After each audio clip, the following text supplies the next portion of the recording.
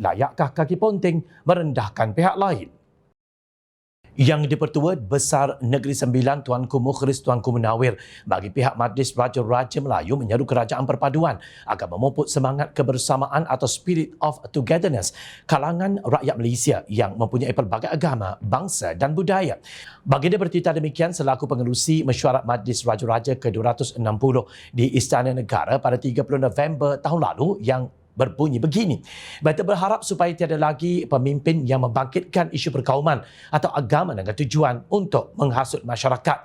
Titah Tuanku Mukhlis itu dipanjangkan oleh Yang di-Pertuan Agong Al-Sultan Abdullah Rakyatuddin Al-Mustafa Billah Shah sepanjang hari keputeraan rasmi Yang di-Pertuan Agong 2023. Mereka ingin mengingatkan kepada seluruh rakyat Malaysia untuk tidak menjadikan isu agama sebagai polemik dan perbalahan politik. Sebab pihak perlulah juga menghormati kedudukan Raja-Raja Melayu sebagai Ketua Agama Islam Titah Al-Sultan Abdullah. Baginda juga mengajak kepimpinan negara terus berkhidmat setulus hati untuk membela masa hadapan rakyat dan Malaysia.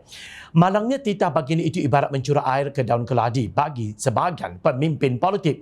Jika diikutkan pandangan Presiden PAS Tan Sri Abdul Hadi Awang, titah Yang di-Pertuan Agong itu tidak qat'i. Kenyataan Agung satu kenyataan yang tidak qat'i. Maksudnya? Tidak jadi kata putus yang menghalang untuk perubahan dalam negara demokrasi. Apa sangatlah titah Yang di-Pertuan Agong atau Majlis Raja-Raja Melayu jika ayat-ayat Al-Quran pun mereka permainkan? Dalam perkara tertentu, agama sengaja dipolemikkan demi motif politik sehingga sampai menjatuhkan hukum kafir munafik, tidak berakidah dan sesat. Sudah tentu sebagai entiti bukan politik, Yang di-Pertuan Agong tidak menuding jari kepada mana-mana individu atau parti politik. Bagaimanapun kenyataan terkini Presiden PAS yang mentakfiri Perdana Menteri Datuk Seri Anwar Ibrahim menonjolkan sikap beliau yang selari dengan sifat individu yang dimaksudkan oleh Yang di-Pertuan Agong. Dalam tulisannya yang bertajuk Petunjuk Rasulullah SAW dalam bernegara, jawapan kepada Anwar dan mazhabnya, Abdul Hadi menegaskan pendirian Anwar mengenai kedudukan ahli Parlimen Melayu dalam kerajaan sama sekali salah dan sesat serta bercanggah dengan kepimpinan melalui teladan Rasulullah.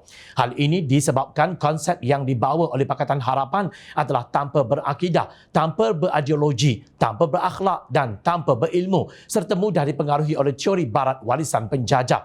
Bagi mencukupkan jumlah ahli parlimen untuk menubuhkan kerajaan, dicampur semua jenis manusia daripada fahaman yang berbeza tanpa asas iman dan akhlak dalam keadaan yang sebenarnya tidak cukup jumlah. Caranya ialah dengan mewujudkan naratif yang salah dan sesat, membetulkan perkara yang salah atau meletakkan kesalahan di bawah kapet. Tegas Abdul Hadi, sebenarnya adalah menjadi tanggungjawab rakyat termasuk agamawan untuk menegur pemimpin jika mereka khilaf. Kita menegur dengan fakta dan akhlak berasaskan nilai murni Islam, bukan secara melampau sehingga mentakfiri mereka. Maknanya, pihak yang menegur itu hendaklah sudah cukup murni akhlaknya, bukan kaki ponteng sidang di Parlimen atau makan gaji buta sebagai duta khas Perdana Menteri atau memberi sedekah bersyarat menjelang pilihan raya. Jika diri sendiri bergelumang dengan kebejatan, tak payahlah bercakap banyak. Kononnya mengikut petunjuk Rasulullah dalam bernegara.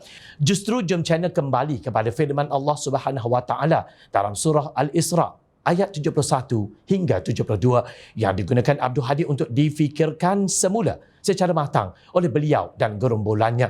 Terjemahannya berbunyi begini: ingatlah, hari kami menyeru tiap-tiap kumpulan manusia dengan nama imamnya. Kemudian sesiapa diberikan kitabnya di tangan kanannya, maka mereka itu akan membacanya dengan sukacita dan mereka tidak dikurangkan pahala amal-amalnya yang baik sedikit pun. Dan sebaliknya, sesiapa yang berada di dunia ini dalam keadaan buta mata hatinya, maka ia juga buta di akhirat dan lebih sesat lagi jalannya. Sesungguhnya orang yang paling malang ialah mereka yang mengaku ulama tetapi buta Al-Quran, dan penyakit itu lebih parah daripada buta huruf. Ingat, rakyat sentiasa memerhati